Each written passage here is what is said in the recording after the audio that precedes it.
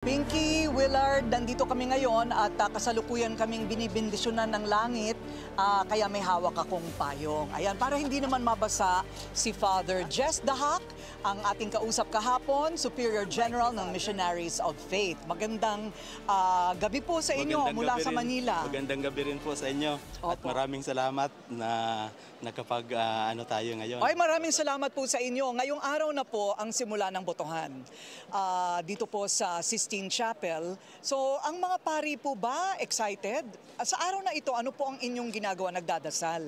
Oo, nagdarasal at normal na hindi lang excited kami, mayroon ding mga yung parang takot din kung anong mangyayari, kaba.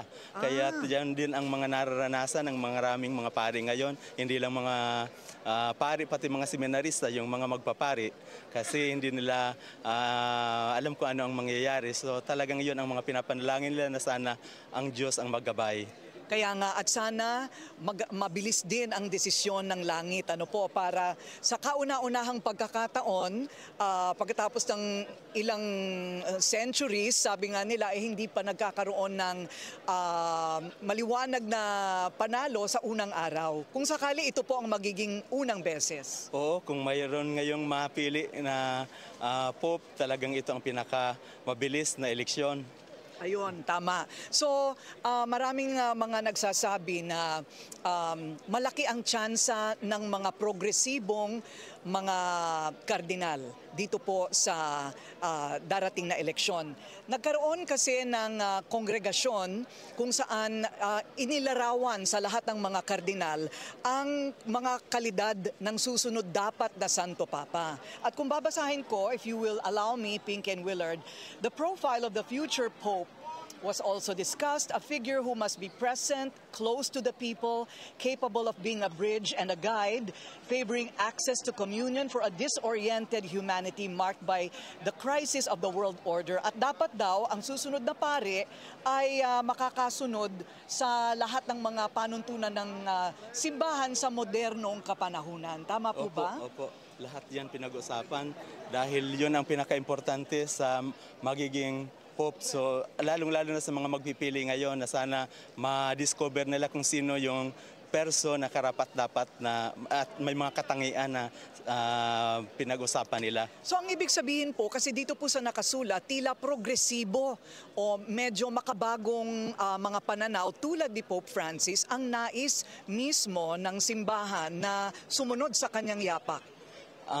Hindi naman po sa term na progresibo, ano lang po yung mga yung future ng simbahan ngayon, kasi lalong-lalo na ngayong mga magpipili, ang kailangan nila yung magpapatuloy ng mission ng simbahan sa ngayong panahon na to.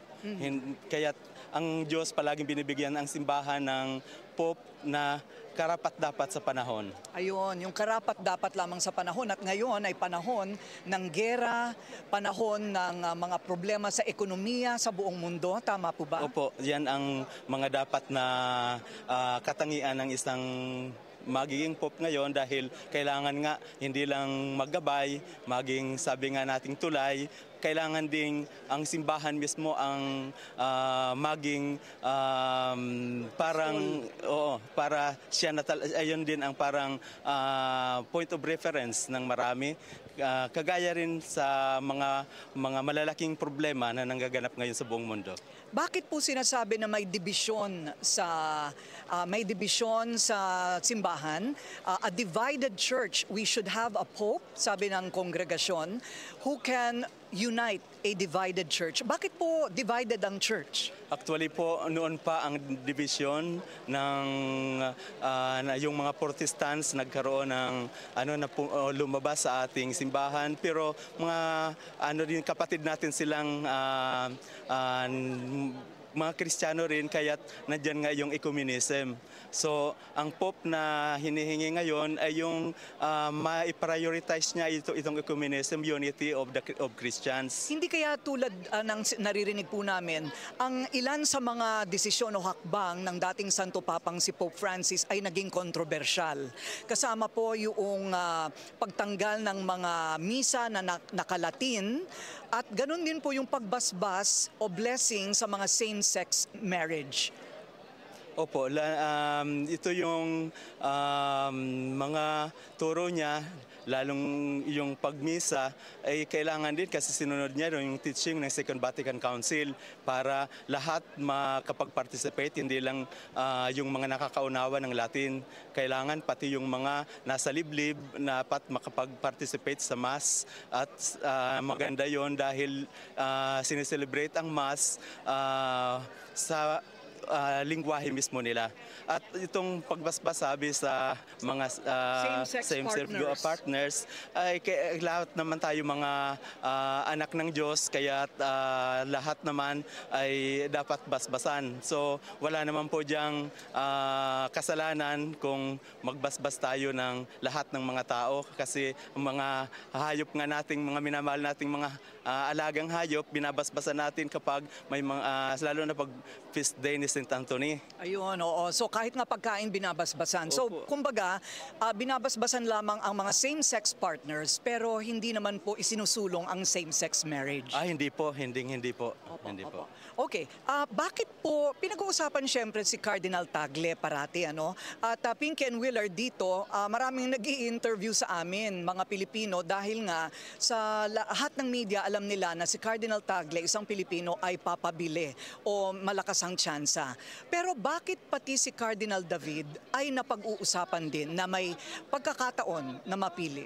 Dahil po sa mga, lalo na dito sa Europe, ngayon, pag-usapan nila si Cardinal David dahil noong dyan siya sa Pilipinas ay isa siya sa mga leader ng simbahan na talagang kapag nag-decide ay matapang siyang mag-decide. Ayun, yun ang gusto nila naman tungkol kay Cardinal David. Yung kay Cardinal Tagle naman, ang gusto nila sa kanya para siyang Asian Francis kung tawagin. Simple pero malalim, ano po? Opo, actually, ang quality niya po ay hindi naman natin i-kumpara lang kay Francis, mas pa sigurado. Opo. So, Pink and Willard dito, talagang lalo kapag Pilipino, parang para silang sigurado, may ganon, may sigurado silang tansya na si Cardinal Tagle ang mapipili. Pero hindi natin yan masasabi at mamaya ng alas 4 ng hapon dito sa Vaticano at madaling araw dyan sa Pilipinas ay lalabas na ang usok kung yan ay puti o itim pagkatapos ng kanilang kauna-unahang pagboboto. Sorry, 7 p.m. in the Vatican and about 1 a.m. there in Manila. Nakaantabay ang ating digital team ng Bilyonaryo Channel para ihatid kami pa rin ng live habang binabantayan po natin ang lalabas na usok mula sa chimney. 7 p.m. mula dito at mga 1 a.m. naman dyan sa Pilipinas. So sa ngayon, nandito muna kami ni Father Jess at kami magbabalik bukas ng live at abangan ninyo mamaya naman bukas ng madaling araw mula pa rin dito sa Vaticano. Corina Sanchez Rojas nag-uulat para sa Bilyonaryo Channel. Maraming salamat, Corina, and Father Jess, live po dyan sa Vatican sa Roma.